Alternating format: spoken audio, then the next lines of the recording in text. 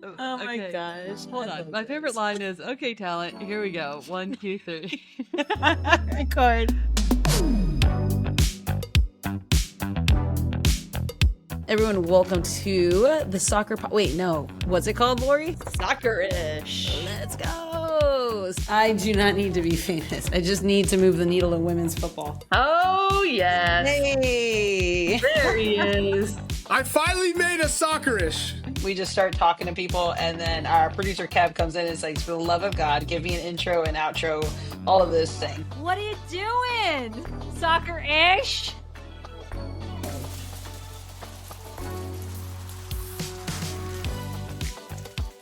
Hi everyone, I'm Christina Uncle, and welcome to our Soccerish birthday special. Lori and Lindsay and I have stitched together. Nah, I'm lying. Lori and I didn't stitch anything together. We just did all these bloopers. It was actually Kevin and Luther, but they have stitched together a year of goofs, gaffes, grit, insight, observation, and fun for you all. Different voices pop in throughout, and I'll guide you along the way. Act 1, the funny moments. I get to surprise Lori Lindsay with a surprise guest. Next week, she'll surprise me. But for today, I had to pick her work husband, Chris Whittingham, to join us for her first ever Soccer Podcast USA. Hold on. Welcome, well, Chris. As soon as he comes into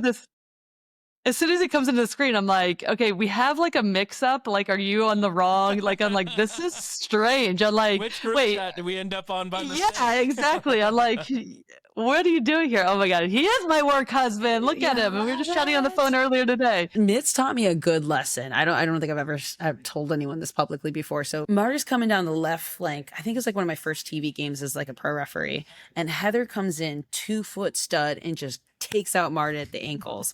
And I'm sitting here like sprinting, thinking this is a red card, whatever. No one's yelling.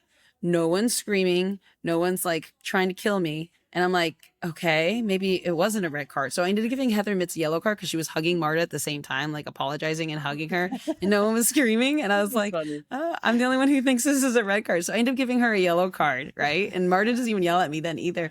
And we go on, and I like completely failed that assessment because I didn't give Heather Mitz a red card. And they're like, why didn't you give Heather a red card? I was like, well, she apologized to Marta. Marta accepted the hug and no one was yelling at me. They're like, that is not why you make a decision. Since we've been on this podcast, I've got a message that says, hey, have you been taken by aliens? Who says this? Just a random number that showed up in a message on my phone. Hey, have you been taken by aliens? The one and only. Hello. The way that I described you before you came on. No. Hi, guys. What's Gunner? Hi. What is Gunner barking about? That's Gunner, what? Hi, Gunner. Shh. I don't know. He's protector. He heard someone at the door, so I don't know. But he wants to know about the swear jar. Oh, thank God we don't have one. I should say thanks we don't have one. I'm just kidding. I love it. Or else I'd be in debt. And I thought you were the coolest. You had the mullet, you had the tight goalkeeper jersey, the pull-on like goalkeeper gloves. And I mean, I was like 5 years into playing at that time, maybe 6, but I was like, I want to be a goalkeeper. I want to be Tony Miola. I'm so happy you didn't turn into me. That's all I can say. It's like when you guys trained for the beep test, right? You trained to be better than the beep test. If I never have to do a beep test again, oh my God. Oh, ever? No, thank you. No, Well, what was your guys' scores? Regardless, it was all hell. And no one liked it. And some people like Heyo and Kelly O'Hara were beating the tests. You could see it too. We need to get the best of Kev, like of Lori progressively through the summer. I was like, we can take a break. You already have a lot of things. By on the your end, plate. she was like this. Yeah, exactly. We need to take a break. She's like, I can do it. I'm like, you sure? Like, I know what those tournaments feel like. We should just like predict progressive clips of you. That's a lot. So they just named what that chatter was. And they were just like, the name Sandra. And so then they would just be like, shut up, Sandra. Anytime anything would come up or they would hear, they'd just be like, shut up, Sandra. What would you name the U.S. men's national team? If it's not Sandra, what name would you Shut up, Steve. And I nearly blew it. I have to tell a little secret. I almost blew my shot at coaching in the NWSL. because the Rolling Stones were playing at MetLife Arena. I love it. So, and I had a ticket, and I was like, I don't know if they make it to tour ever again. You know, they're certainly pushing up there, and although Mick Jagger's basically cast in vinegar right now, and he's going to survive forever, I was like, they might not ever do this again. I was like, I can't go today. We've been out here for like 10 hours, and I said, And it's college too. and we're off air. I said, put a fork in her, and someone was injured. Put a pitchfork in her and drag her off the field. Can we just get moving? We're on break, right? But my mic is hot. Lesson to people getting into broadcasting. My mic is hot. So Anson Dorrance asked for ESPN, can I have the footage from the games, the semifinals, so I can watch them with the team? They gave him the raw feed of all my commentary in breaks on a hot mic. And they played it on a loop inside our hotel where all the teams were staying on the TV, the raw feed of me talking like this. Put a pitchfork in her. So all the teams heard it. And he goes, This next generation loves you. Anson was like, oh my God, every time I turned on that channel, I was like, yes, more Foudy on breaks. This is amazing. What is she going to say next? My way of working is I like to relate with them off the field. Well, you know, I watched The Summer I Turned Pretty. If you've watched it, it's the worst show in the history of mankind. What's it called? The Summer I Turned Pretty. I haven't watched it either, but like the young players are like, it's the best show. It's the greatest show. We watched the finale together as a group. And I like bought in because it's something I can talk to them about, right? So like little things like that. And it's not that I actually watched the show, interested in the show in the end. It's awful. And I would joke with them going, it's the worst acting I've ever seen. Act 2, the football moments. The women's Euros, and that incredible save that you made with one-handed, like, can you walk us through that moment? I absolutely have no idea how I did it. I've never practiced it. I would love to say, yes, that was on purpose and that was like the perfect scenario. But I have absolutely no idea. The only thing was in my head that this ball can't get in. This is true story. I was like, I wonder if ChatGPT could give you information about football and it would be beneficial. And I wrote like one day, it was in the off season, I was like writing things into ChatGPT of like, what is Seattle Reign's identity? And it would like spur it out. And I was like, no, I don't know if that's true or not. And then I would like, what do you need to do to be successful in the NWSL? Like really broad questions. And then I put in, what formation should you play to beat NWSL teams? And it spurred out every team in the league on what formation you should play. And for two teams, I'm not going to say who they are because they'll know. The two teams, it went, you should play a back five. So I did. I like, no joke, that's why I did it. I was like, let's just see. It was early in the season. I can love it. It was early in the season. And I was like, I said to the coaching staff, I'm not joking, this is what I did. And they were like, interesting. We researched it. We did like a deep dive on it. We thought about how we could play it. And we went for it and we liked it. It worked. We won the game.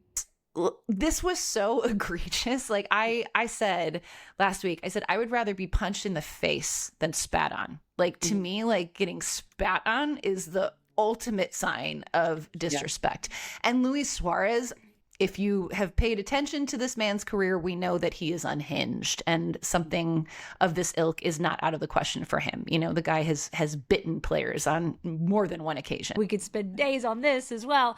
FIFA finally separated the women's rights from the men's rights. Hello, FIFA. There's a whole revenue stream you're missing over here. Wake up. So, you know, I cannot believe it took us until the 27 Women's World Cup for that to happen. I think people forget at the last World Cup, the U.S. gave up, I think, 2 shots on goal. The women's team, like, they didn't lose because they couldn't defend. They lost because they couldn't score. And they had a ton of injuries that ended up hurting them on the lead to it. So I I mean, obviously, any day you can lose a game, but like, I would be shocked if they did not win the 27 World Cup. I've covered Inter Miami so many times this season, and you see the beauty of it is that you see how many teams try to address the problem, which is Messi, and you're wasting your time. Do not, honestly, you are wasting your time. Thank you for speaking sense. Correct. You are wasting your time. Like if a manager said to me, right, this is what we're going to do to stop Messi. That's what happened the first couple of seasons in MLS. Teams like worked so hard in stopping Messi when the whole reality is there's a reason he is called the greatest ever player. It's because he cannot be stopped. Obviously Emma Hayes, like we get to work, we friends with her. We got to work with her in the women's Euros, and we just those were some of the best conversations. How does it feel like now, like receiving that kind of like training, education, guidance from her? Like, are you learning more on the field or off the field from her? Because she's someone too that I don't think it's power over, but it's power to do something. Oh my gosh, yeah. I mean, I think she's like a perfect example of everything I just talked about, like what you do with the influence that you have. And she is not only having a positive influence on our federation, but and our team specifically, but like all of women's soccer and women's sports, and like just shining so much light on things that are maybe more taboo topics or like untouched areas of the game, like a women's menstrual cycle and how that aligns to their performance, and women's health, and seeing everything through like a female lens. And I think all of this, like the ripple effect of that work is going to have such a positive impact, again, yes, on women's soccer, but just on women's sports and sports as a whole. The U.S. men's national team currently, they beat a strong Paraguay, but that's not a statement win. You know? Yeah. If you beat Uruguay, could you say it's a statement win if they don't have Fede Valverde, if they don't have Darwin Nunez and some of their debatable. Now, fast forward to March, where there have been some rumblings that the U.S. men's national team is playing a Portugal and they're playing a Belgium, teams of that level. If you win either of those two games in the very last window before the World Cup, that's the statement win you're talking about. And you could say, oh, it's a friendly, it's not. No, that's a statement win. And that's the type of win you would want heading into a summer with the World Cup on home soil. So handball or no handball against Mexico when he fell on the ball, like blew my mind. Handball. I mean, Pochettino commented, no way, where do you get handball from? It's such not a handball. He put his hand on the ball. It's not a You're handball. correct. He did touch the ball with his hand. That is factually correct. But is a deliberate handling offense. Yeah. Think of the context. I think How is it that- deliberate? He put his hand on the ball. Act 3, the serious moments.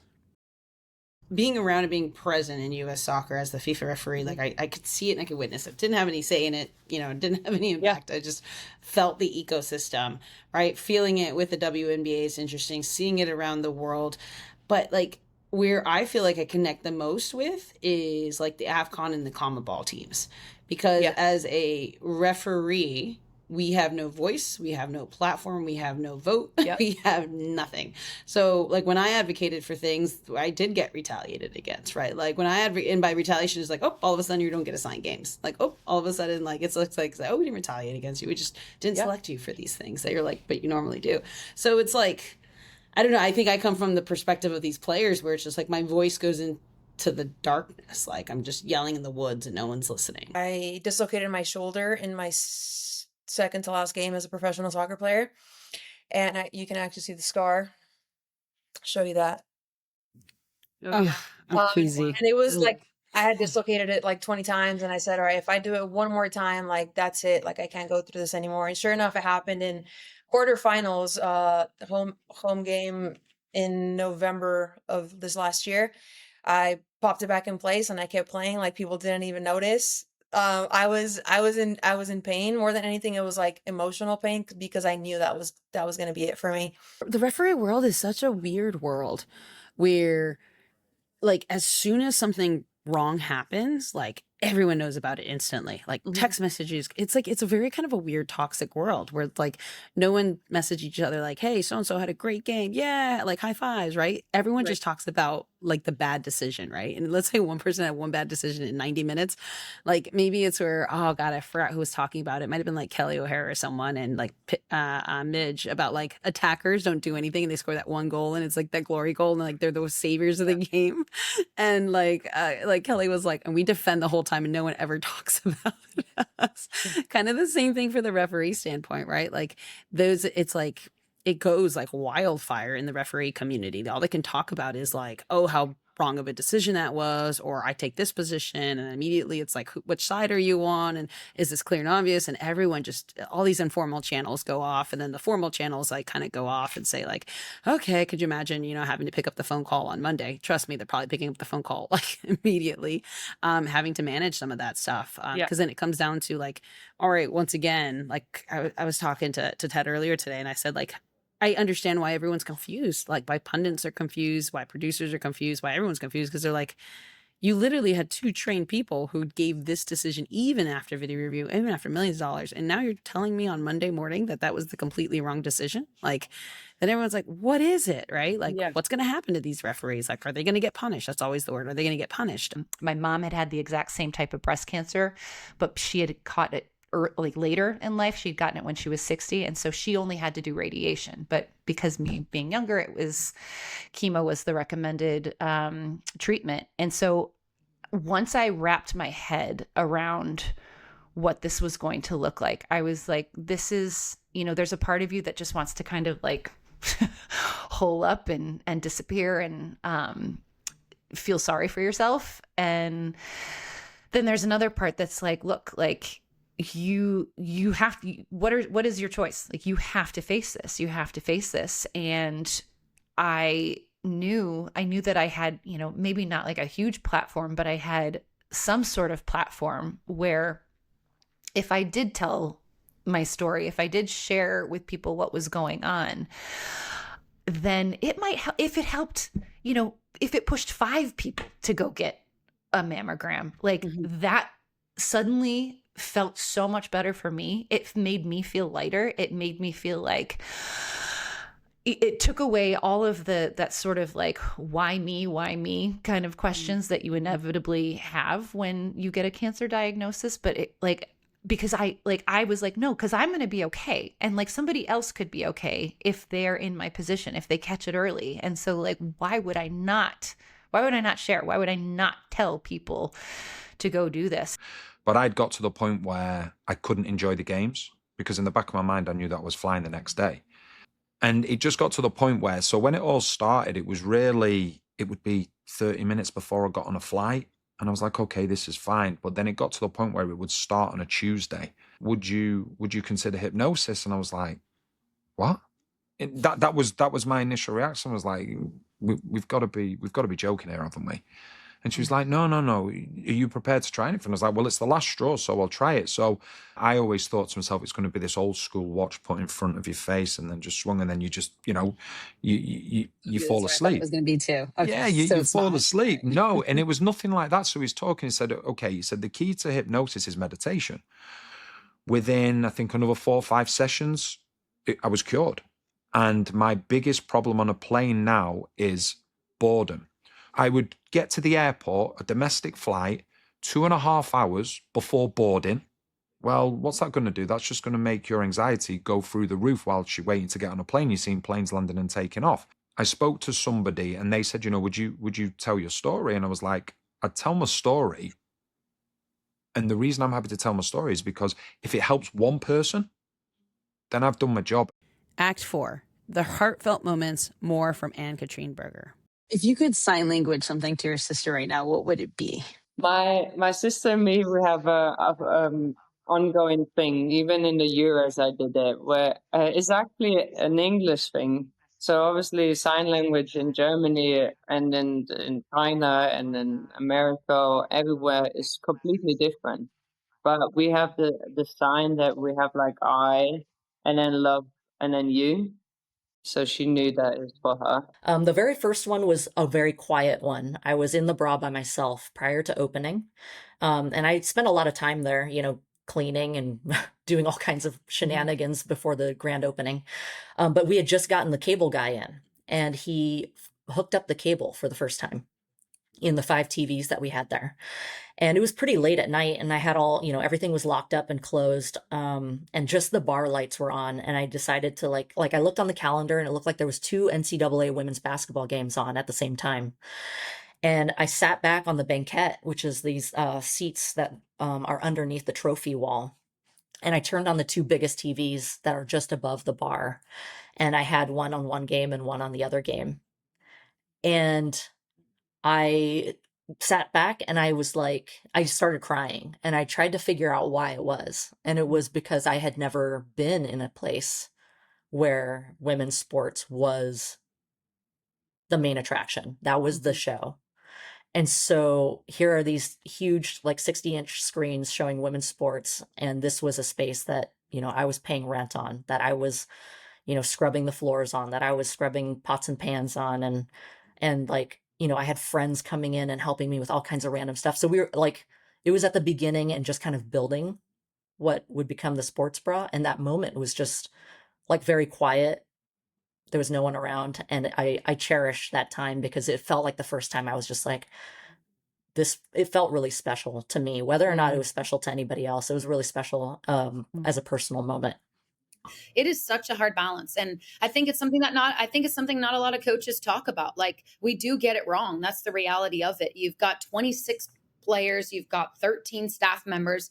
I'm a mother of 2 children, and I'm a wife, and I'm trying to emotionally exert myself in all areas to make sure that I'm aware. Okay, this player needs this player needs that, this staff member needs this, my husband needs this, my children need that.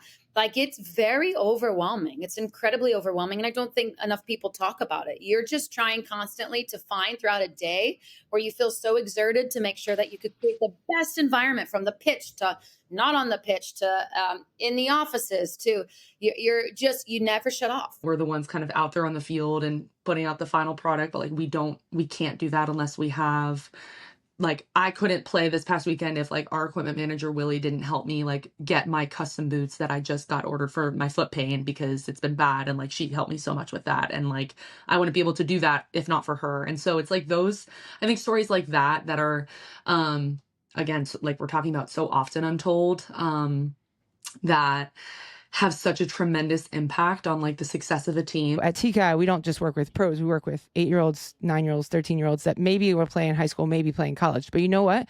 The bravery that they exude to try things in a vulnerable position in training is the same bravery that they're going to use when they go ask their boss for a raise, or they go in and, maybe tell their parents, here's my partner, or that they make a hard decision in what school they're going to go to, or whatever it might be. But that bravery is the same bravery that they can tap into. And to us, building character is ultimately the goal in this. I'm thrilled about our team. I like our team camaraderie, and there's already been shenanigans, so many laughs, having the time of our lives, and ready to get the tournament underway. Have you recovered yet from the celebrations? I am recovering and continuing to be on the go, as is the best way to put it. But no, it was a blast. We won on Monday night, had a quick flight to Philly yesterday morning, and then just hit the ground running as NWSL MLS is calling. So the work does not stop. But yes, it was a blast. Back to back, wasn't easy. Check this baby out. Christina. Wait, tell us, that's amazing. It's huge. Yeah. And I have not been able to reflect yet on this. See, it looks like I'm celebrating and everything. And this did have a bunch of maybe tequila. We don't really know what the players put in it that we all drank out of. So I'm surprised people are still alive this week from the players' after party. But I think, and I'm the worst at enjoying the moment, but I think for me, I want to capture this moment that they deserve. The front of house, the players, what they've earned, what they've worked for all year long. So my brain goes into, instead of celebrating it, it's personally, how do I continue to create that excitement and that buzz, not just for the players in front of house, but the communities. It's kind of cool to be able to say, we've done it. Now you have both men and women championship teams in Tampa Bay. Finally, diversive of our community.